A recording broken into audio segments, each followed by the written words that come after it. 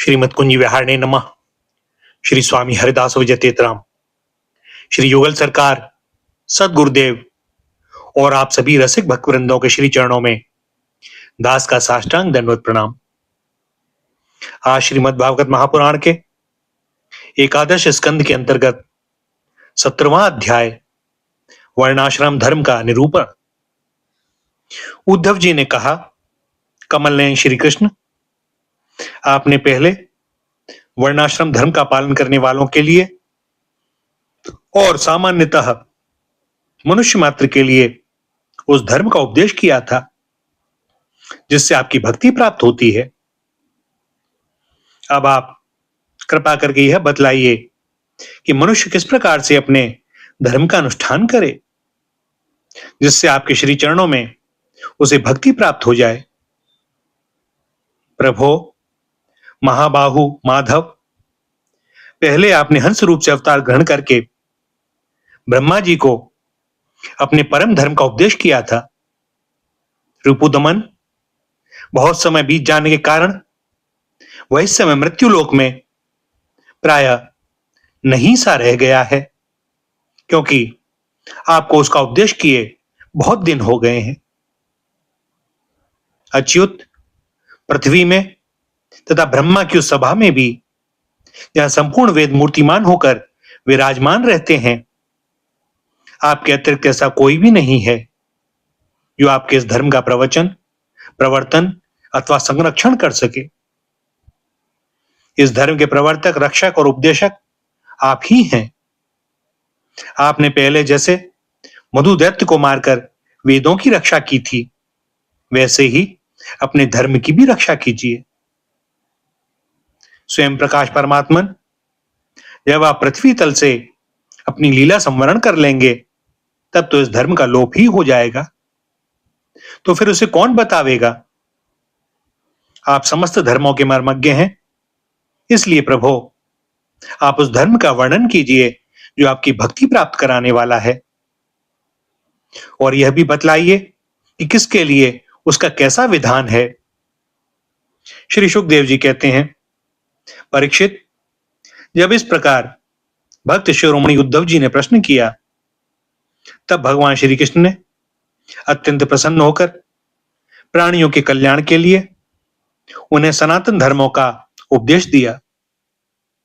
भगवान श्री कृष्ण ने कहा, प्रिय उद्धव, तुम्हारा प्रश्न धर्ममय है, क्योंकि इससे वर्णाश्रम धर्मी मनुष्यों को परम कल्याण स्वरूप मोक्ष की प्राप्ति होती है।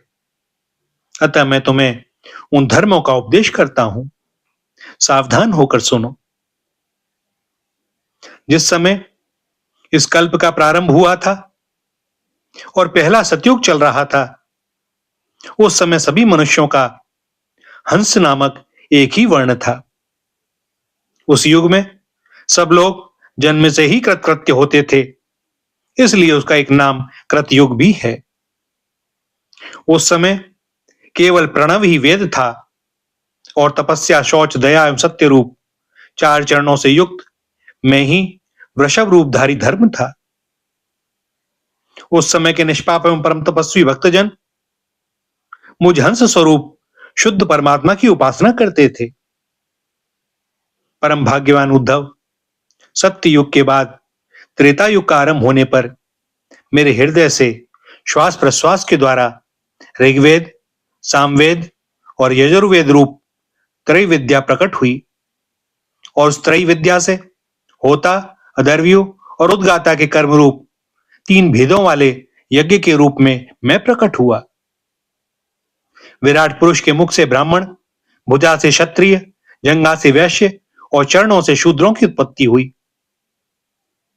उनकी पहचान उनके स्वभाव अनुसार और आचरण से होती है।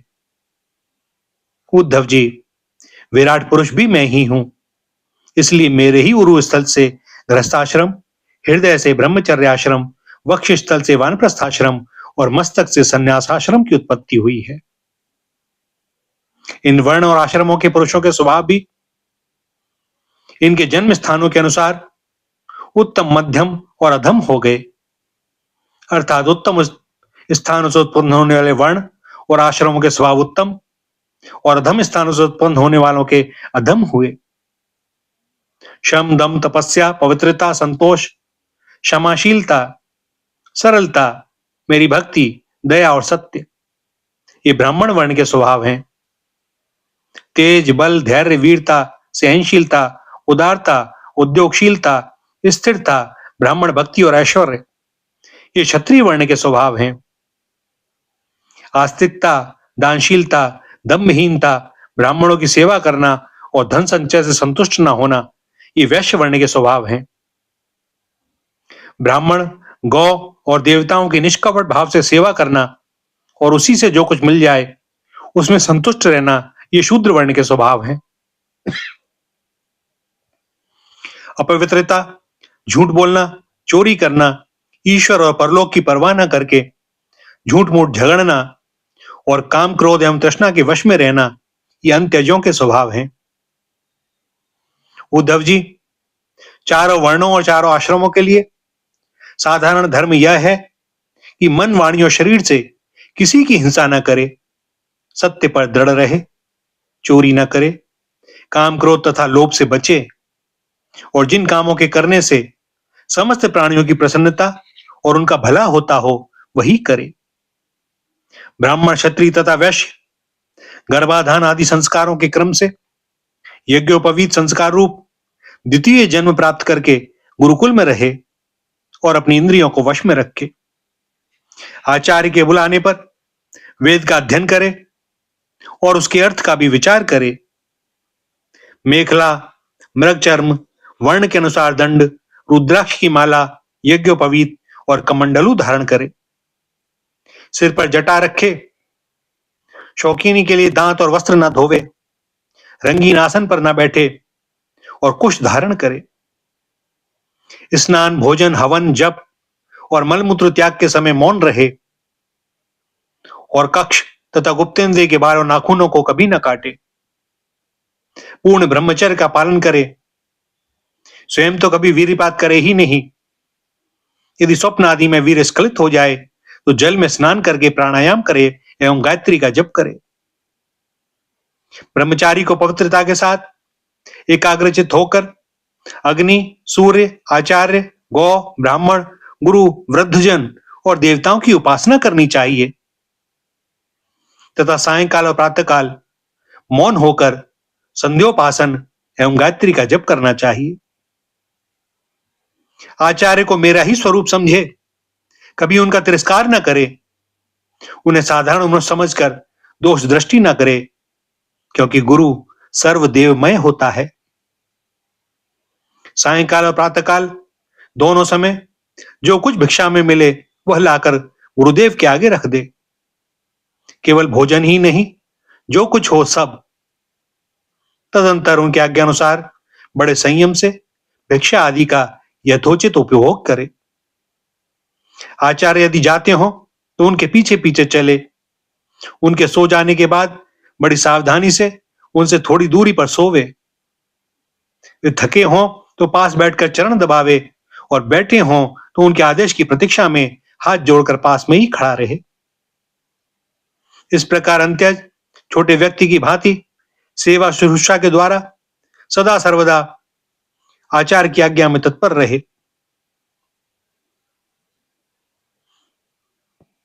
जब तक विद्याधन समाप्त न हो जाए तब तक सब प्रकार के भोगों से दूर रहकर इसी प्रकार गुरुकुल में निवास करे और कभी अपना ब्रह्मचर्य व्रत खंडित न होने दे। यदि ब्रह्मचारी का विचार हो कि मैं मूर्तिमान वेदों के निवास स्थान ब्रह्मलोक में जाऊं तो उसे आजीवन नैष्ठिक ब्रह्मचर्य व्रत ग्रहण कर लेना चाहिए और वेदों के स्वाध्याय के लिए अपना सारा जीवन आचार्य की सेवा में ही समर्पित कर देना चाहिए। ऐसा ब्रह्मचारी सचमुच ब्रह्म के तेज से संपन्न हो जाता है और उसके सारे पाप नष्ट हो जाते हैं। उसे चाहिए कि अग्नि, गुरु, अपने शरीर और समस्त प्राणियों में मेरी ही उपासना करे और यह भाव रखे मेरे तथा सबके हृदय में एक ही परमात्मा विराजमान है। ब्रह्मचारी, वानप्रस्थ और सन्यासियों को चाहिए कि वे स्त्रियों को देखना, स्पर्श करना, उनसे बातचीत या हंसी ठिठोली आदि करना तो दूर से ही त्याग दें। मैथुन करते हुए प्राणियों तक पर दृष्टिपात न करें। प्रिय उद्धव, शौच, आसमन, स्नान, संध्योपासन, सरलता, तीर्थ सेवन, जप, समस्त प्राणियों में मुझे ही देखना, मन, वाणी और शरीर का संयम, यह ब्रह्मचारी, गृहस्थ, वानप्रस्थ और सन्यासी सभी के लिए एक सा नियम है। अस्पृश्यों को न छूना, अभक्ष वस्तुओं को न खाना और जिनसे बोलना नहीं चाहिए उनसे न बोलना, ये नियम भी सबके लिए हैं। नैष्ठिक ब्रह्मचारी ब्राह्मण इन नियमों का पालन करने से अग्नि के समान तेजस्वी हो जाता है। तीव्र तपस्या के कारण उसके कर्म संस्कार भस्म हो जाते हैं और अंतकरण शुद्ध हो जाता है और वह मेरा भक्त होकर मुझे प्राप्त कर लेता है। प्रिय उद्धव, यदि नैष्ठिक ब्रह्मचर्य ग्रहण करने की इच्छा ना हो, गृहस्थाश्रम में प्रवेश करना चाहता हो, तो विधि पूर्वक वेदाध्ययन समाप्त करके आचार्य को दक्षिणा देकर और उनकी अनुमति लेकर समावर्तन संस्कार करावे, स्नातक बनकर ब्रह्मचर्य आश्रम छोड़ दे। ब्रह्मचारी को चाहिए कि ब्रह्मचर्य आश्रम के बाद गृहस्थ अथवा वानप्रस्थ आश्रम में प्रवेश करे। यदि ब्राह्मण हो तो संन्यास भी ले सकता है अथवा उसे चाहिए कि क्रमशः एक आश्रम से दूसरे आश्रम में प्रवेश करे। किंतु मेरा आज्ञाकारी भक्त बिना आश्रम के रहकर अथवा विपरीत क्रम से आश्रम परिवर्तन कर स्वेच्छाचार में न प्रवृत्त हो। प्रिय उद्धव, यदि ब्रह्मचर्य आश्रम के बाद गृहस्थाश्रम स्वीकार करना हो तो ब्रह्मचारी को चाहिए कि अपने अनुरूप एवं शास्त्रोक्त लक्षणों से संपन्न कुलीन कन्या से विवाह करे। वह अवस्था में अपने से छोटी और अपने ही वर्ण की होनी चाहिए। यदि कामवश अन्य वर्ण की कन्या से और विवाह करना हो तो क्रमशः अपने से निम्न वर्ण की कन्या से विवाह कर सकता है। यज्ञ, यागादि, अध्ययन और दान करने का अधिकार ब्राह्मण, क्षत्रिय, वैश्यों को समान रूप से है, परंतु दान लेने, पढ़ाने और यज्ञ कराने का अधिकार केवल ब्राह्मणों को ही है। ब्राह्मण को चाहिए कि इन तीन वृत्तियों में प्रतिग्रह अर्थात दान लेने की वृत्ति को तपस्या, तेज और यश का नाश करने वाली समझकर पढ़ाने और यज्ञ कराने के द्वारा ही अपना जीवन निर्वाह करे। और यदि इन दोनों वृत्तियों में भी दोष दृष्टि हो, परावलंबन, दीनता आदि दोष दिखाई देते हो, तो अन्न कटने के बाद खेतों में पड़े हुए दाने बीन कर ही अपने जीवन का निर्वाह कर ले। उद्धव, ब्राह्मण का शरीर अत्यंत दुर्लभ है। यह इसलिए नहीं है कि इसके द्वारा तुच्छ विषय भोग ही भोगे जाएं। यह तो जीवन पर्यंत कष्ट भोगने, तपस्या करने और अंत में अनंत आनंद स्वरूप मोक्ष की प्राप्ति कराने के लिए है। जो ब्राह्मण घर में रहकर अपने महान धर्म का निष्काम भाव से पालन करता है और खेतों में तथा बाजारों में गिरे पड़े दाने चुनकर संतोष पूर्वक अपने जीवन का निर्वाह करता है, साथ ही अपना शरीर, प्राण, अंतःकरण और आत्मा मुझे समर्पित कर देता है और कहीं भी अत्यंत आसक्ति नहीं करता, वह बिना संन्यास लिए ही परम शांति रूप परम पद को प्राप्त कर लेता है। जो लोग विपत्तियों में पड़े कष्ट पा रहे हैं, मेरे भक्त ब्राह्मण को विपत्तियों से बचा लेते हैं, उन्हें मैं शीघ्र ही समस्त आपत्तियों से उसी प्रकार बचा लेता हूं जैसे समुद्र में डूबते हुए प्राणी को नौका बचा लेती है। राजा पिता के समान सारी प्रजा का कष्ट से उद्धार करे, उन्हें बचावे, जैसे गजराज दूसरे गजों की रक्षा करता है और धीर होकर स्वयं अपने आप से अपना उद्धार करे। जो राजा इस प्रकार प्रजा की रक्षा करता है, वह सारे पापों से मुक्त होकर अंत समय में सूर्य के समान तेजस्वी विमान पर चढ़कर स्वर्गलोक में जाता है और इंद्र के साथ सुख भोगता है। यदि ब्राह्मण अध्यापन अथवा यज्ञ याग आदि से अपनी जीविका न चला सके तो वैश्य वृत्ति का आश्रय ले और जब तक विपत्ति दूर ना हो जाए तब तक करे। यदि बहुत बड़ी आपत्ति का सामना करना पड़े तो तलवार उठाकर क्षत्रियों की वृत्ति से भी अपना काम चला ले, परंतु किसी भी अवस्था में नीचों की सेवा, जिसे श्वान वृत्ति कहते हैं, न करे। इसी प्रकार यदि क्षत्रिय भी प्रजापालन आदि के द्वारा अपने जीवन का निर्वाह न कर सके तो वैश्यवृत्ति व्यापार आदि कर ले। बहुत बड़ी आपत्ति हो तो शिकार के द्वारा अथवा विद्यार्थियों को पढ़ाकर अपनी आपत्ति के दिन काट ले, परंतु नीचों की सेवा श्वान वृत्ति का आश्रय कभी ना ले। वैश्य भी आपत्ति के समय शूद्रों की वृत्ति सेवा से अपना जीवन निर्वाह कर ले और शूद्र चटाई बुनने आदि कारुवृत्ति का आश्रय ले ले, परंतु उद्धव ये सारी बातें आपत्ति काल के लिए ही हैं। आपत्ति का समय बीत जाने पर निम्न वर्णों की वृत्ति से जीविकोपार्जन करने का लोभ न करे।